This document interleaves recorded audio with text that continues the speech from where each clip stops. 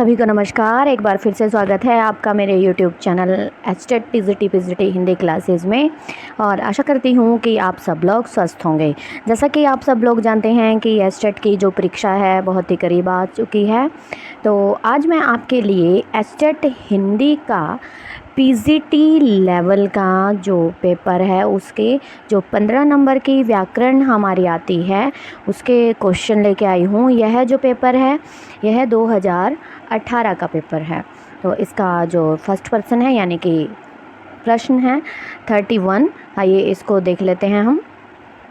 वार्तनिक दृष्टि से अशुद्ध शब्द छांटिए।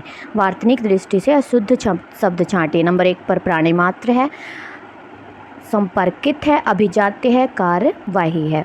तो जो इसका राइट आंसर है वो है हमारा कार्यवाही। कार्यवाही ऐसे लिखा जाता है, कार्यवाही। और जो ये प्राणी मात्र है, ये प्राणी मात्र, प्राणी ऐसे होता है, प्राणी मात्र ये छोटी की मात्रा ही आती है। अगला प्रश्न है, संधि की दृष्टि से असंगत विकल्प चुनिए। संधि की दृष्टि से असंगत विकल्प चुनिए। तोय प्लस धार, तोयाधार, विश्व प्लस मित्र, विश्वामित्र, मुसल प्लस धार, मुसलाधार, सत्य प्लस नाश, सत्यनाश। जो इसका राइट आंसर है वो है हमारा विश्व प्लस मित्र, विश्वामित्र। ये हमारी जो है संधि की दृष्टि से ये विश्व प्लस अमित्र होता है, तो राइट होता है विश्वामित्र। अगला प्रश्न है, प्रत्यय की दृष्टि से असंगत विकल्प चुनिए।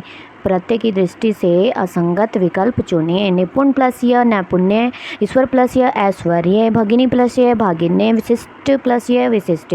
तो जो इसका राइट आंसर है वो है हमारा निपुण प्लस य नैपुण्य।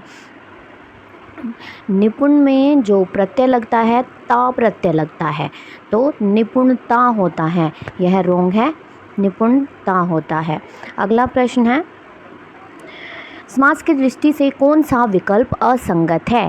पंथ द्वारा प्रणीत, पंथ प्रणीत, पवन से चलने वाली चक्की, पंचक्की, वह जो चक्षु से श्रवण करे, चक्षु श्रवा, चार समाचार के लिए पत्र, समाचार पत्र।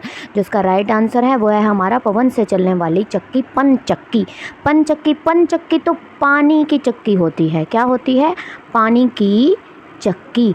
पर यहाँ पर क्या है, पवन से चलने वाली चक्की कौन सी होती है, पवन चक्की होती है, पवन से चलने वाली चक्की पवन चक्की। अगला प्रश्न देख लेते हैं, प्रश्न नंबर 35। एक वचन से बहुवचन बने शब्दों में असंगत को छांटिए। डाकुओं, तरबूजों, वधुएं, भालुओं। तो हमारा जो राइट आंसर है वो है डाकुओं, क्योंकि डाकू शब्द अपने आप में बहुवचन है। अगर हम इसको लिखते हैं तो एक डाकू लिखेंगे, एक वचन के रूप में एक डाकू। तो राइट आंसर क्या है, डाकू। प्रश्न नंबर 36 यहाँ पर है, किस विकल्प में अलुक तत्पुरुष समास का प्रयोग हुआ है। अलुक तत्पुरुष समास का प्रयोग मनसिज में, दिग्विजय में, सर्वव्याप्त में, कूप मंडूक में। तो इसका जो राइट आंसर है वो है मनसिज, अलुक तत्पुरुष समास, जिसमें कारक विभक्ति शामिल होती है और संस्कृत की, इसमें जो पहला शब्द होता है वो संस्कृत का होता है। तो इसका जो राइट आंसर है वो है हमारा मनसिज। अगला प्रश्न है, कमरे में कोई हंस रहा है, वाक्य में प्रयुक्त सर्वनाम है। कमरे में कोई हंस रहा है, कौन हंस रहा है नहीं पता है, तो शायद आप सब लोग जानते ही होंगे कौन सा वो है हमारा ये सर्वनाम, अनिश्चयवाचक, जहाँ पर कोई और कुछ शब्द का जब प्रयोग होता है, यानी अनिश्चितता जिसमें होती है, हमें नहीं मालूम होता उसके बारे में, तो वो कौन सा सर्वनाम होता है, अनिश्चयवाचक सर्वनाम। अगला प्रश्न है, विशेषण पदों के विकारक तत्व कौन कौन से हैं। विशेषण पदों के विकारक तत्व, यानी जिससे शब्दों के अर्थ में, शब्दों में का रूपांतर हो जाता है, यानी अर्थ बदल जाता है, विकार उत्पन्न हो जाता है। तो इसका राइट आंसर क्या है, लिंग और वचन। क्या है, लिंग और वचन के आधार पर जो है संज्ञा विशेषण सर्वनाम में क्या हो जाता है, विकार उत्पन्न हो जाता है। अगला प्रश्न है हमारा प्रश्न नंबर 39 39 किस शब्द में वर्णागम व्यंजन संधि का प्रयोग नहीं हुआ है? वर्णागम यानी कोई भी वर्ण नहीं आया है। तो सृज छाया, प्रच्छन्न, मृच्छ कटिक, मात्र छाया। तो जो इसका सही आंसर है वो है हमारा मृच्छ कटिक। सृज छाया यानी श्री प्लस छाया, तो यहाँ पर च छाया हो गया है, च वर्ण आ गया है। प्रच्छन्न, प्रच्छन्न में भी च आ गया है। मातृ प्लस छाया, मातृ में भी छ आ गया है। तो मृच्छ इसकी होती है मृद प्लस सकटिक, जो है इसकी संधि होती है। अगला प्रश्न है, तो इसका राइट आंसर क्या है? हमारा राइट आंसर आया हुआ हमारा मृच्छ कटिक। अगला प्रश्न है,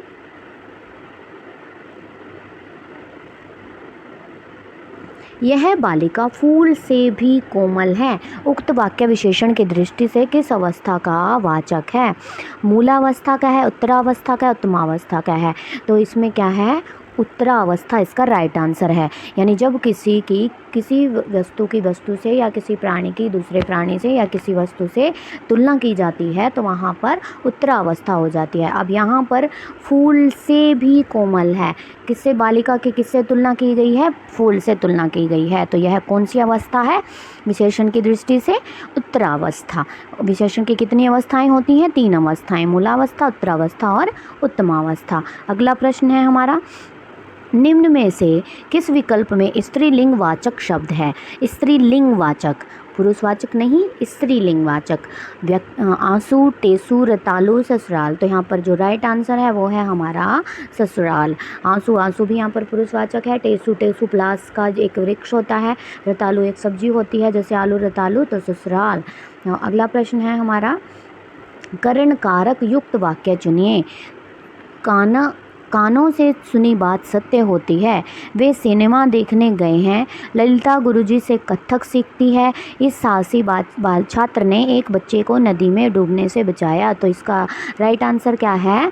कानों से सुनी बात सत्य होती है। अब करण में कौन सी विभक्ति यूज़ होती है? से या फिर के द्वारा।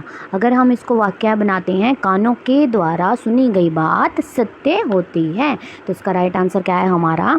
कानों सुनी बात सत्य होती है। अगला प्रश्न है, वर्ण विचार की दृष्टि से असंगत हमने चुनना है। असंगत, एक ही स्थान से उच्चरित 2 सवर्ण स्वरों के योग से निर्मित स्वर उत्पत्ति के आधार पर दीर्घ स्वर कहलाते हैं, जबकि भिन्न भिन्न स्थानों से उच्चरित 2 विजातीय स्वरों के योग से निर्मित स्वर संयुक्त स्वर कहलाते हैं। अनुस्वार व्यंजनों की प्रकृति है, जबकि अनुनासिक स्वरों की प्रकृति है। ठीक है, जिन स्वरों के उच्चारण में हवा नाक से नहीं अपितु केवल मुख से निकलती है वो सानुनासिक होते हैं, और उच्चारण में वायु मुख के साथ साथ नासिका से निकलती है वे निर्नुनासिक होते हैं। यह भी राइट है। हिंदी में वर्णमाला श श ह वर्ण संघर्षी हैं, जबकि च छ झ आदि वर्ण स्पर्श संघर्षी हैं। ये भी ठीक है। तो हमारे जो ये तीनों हैं 2, 3 और 4, 2, 3, 4 ये ठीक है।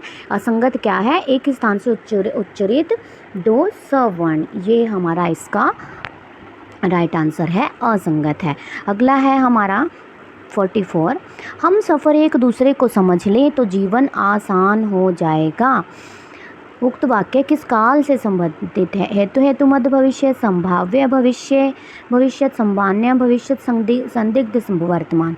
तो इसका जो राइट आंसर है हमारा हेतु मध्य भविष्य, यानी क्रिया एक क्रिया पर, जब एक क्रिया पर निर्भर कर रही है, यानी हम सफ़र एक दूसरे को समझ ले तो जीवन आसान हो जाएगा, यानी एक क्रिया दूसरी क्रिया पर निर्भर है। तो इसका राइट आंसर है हेतु मध्य भविष्य। अगला प्रश्न है, यह हमारा आज का अंतिम प्रश्न है। शब्दकोश के शब्दानुक्रम की दृष्टि से निम्न में से सही आरोही क्रम वाला विकल्प है? क्लिष्ट क्रम, क्लांति क्षण, क्षण क्रम, क्लांति क्लिष्ट क्रम, क्लांति क्लिष्ट क्षण, क्लांति क्रम क्लिष्ट क्षण। तो इसका जो राइट आंसर है वो होगा हमारा क्रम क्लांति क्लिष्ट क्षण, ये हमारा इसका राइट आंसर होगा। आशा करती हूँ कि आपको आज की क्लास अच्छी लगी होगी। यदि हमारी आज की क्लास आपको अच्छी लगी हो तो मेरे चैनल को सब्सक्राइब ज़रूर करें और क्लास को अंत तक ज़रूर देखें। आज के लिए इतना ही, धन्यवाद।